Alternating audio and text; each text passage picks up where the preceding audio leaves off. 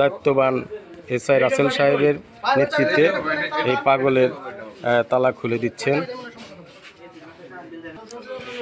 শিকল খুলে দেওয়ার পর সে দীর্ঘ নিঃশ্বাস নিচ্ছে।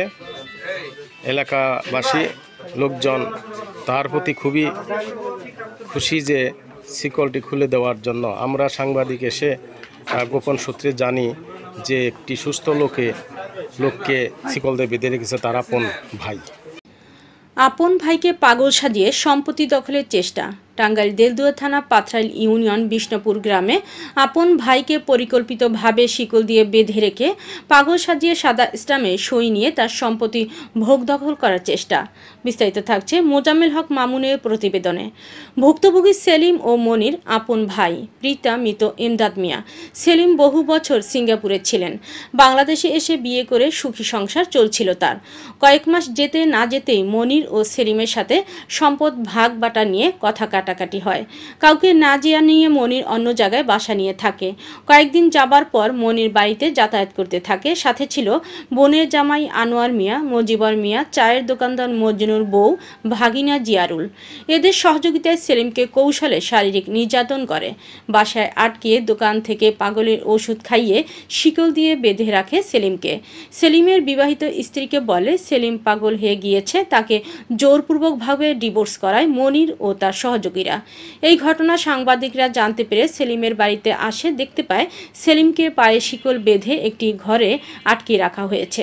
সাংবাদিকরা 999-এ ফোন দিয়ে পুলিশের প্রশাসন ও এলাকায় মেম্বারের সহযোগিতায় সেলিমকে উদ্ধার করে। এলাকার জনগণের কাছে জানা যায় সেলিম মিয়া সম্পূর্ণ সুস্থ। সেলিমের বড় ভাই মনির সম্পদের লোভে পরিকল্পিতভাবে পাগল সাজিয়ে শিকলে বেঁধে একটি ঘরে রেখেছে সেলিমকে। দেশবাসী, আমি এসেছি টাঙ্গাইল জেলা পাথরাইল ইউনিয়ন একটি বাড়িতে। তারা দুই ভাই, এক ভাইকে পাগল সাব্যস্ত করে তাহাকে শিকল দেয় ঘরের মধ্যে বেঁধে রেখে সম্পত্তির লোভে আটকে রেখেছে।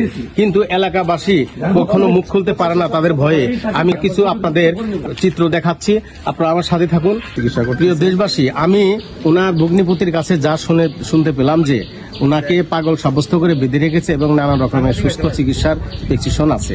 আমি সরাসরি তাহার মুখে আপনাদের কাছে কিছু শুনতে চাচ্ছি এই মনির ভাইয়ের।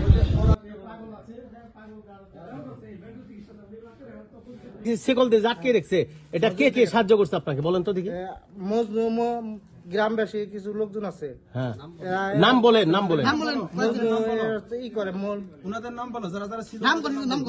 মজিবর করে লিড দা মজিবুর। বাবার নাম কি? বাবার নাম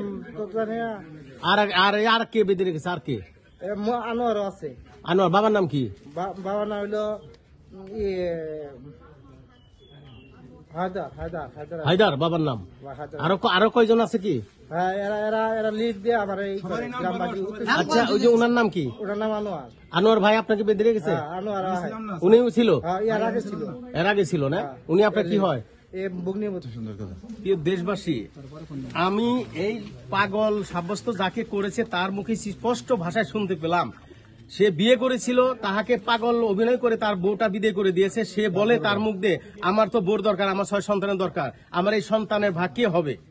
এই মনির তাহাকে এই বউ স্ত্রীর সম্বন্ধে কোনো সুযোগ না দিয়ে তাহাকে পাগল সাব্যস্ত করে শিকল দিয়ে বেঁধে রেখেছে।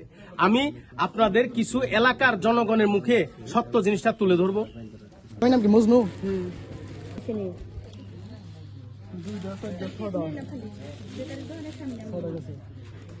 আমরা শুনলাম তার মুখে যে সম্পত্তির লোভে আমার বউ আমাকে পাগল বানিয়ে আমার বউকে চলে খেতে দিয়েছে, যে আমাদের পাগল সাব্যস্ত করে। সেটা শুনলাম জোরপূর্বক।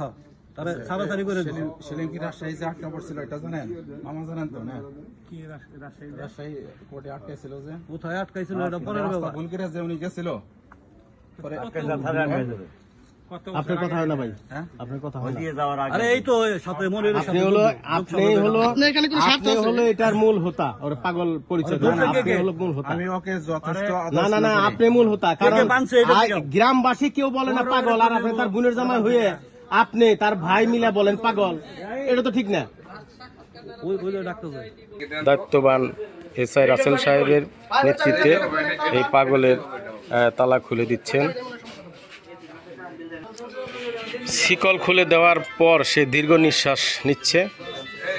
এলাকাবাসী লোকজন তার প্রতি খুবই খুশি যে শিকলটি খুলে দেওয়ার জন্য। আমরা সাংবাদিক এসে গোপন সূত্রে জানি যে একটি সুস্থ লোককে শিকল দিয়ে বেঁধে রেখেছে তার আপন ভাই।